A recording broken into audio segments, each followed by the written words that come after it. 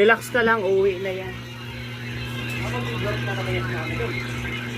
Isang buwan yan mawawala. Depende yan sa kanila pang mag-extend. Baka mag-i-igor ka naman yan. Bahala siya. Alam niyo na kung ang gagawin niya. Baka kumutin na naman yan.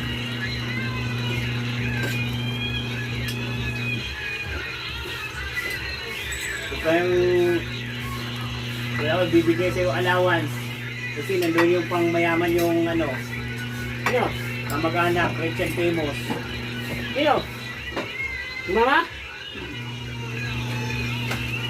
Pilis ka pala mo.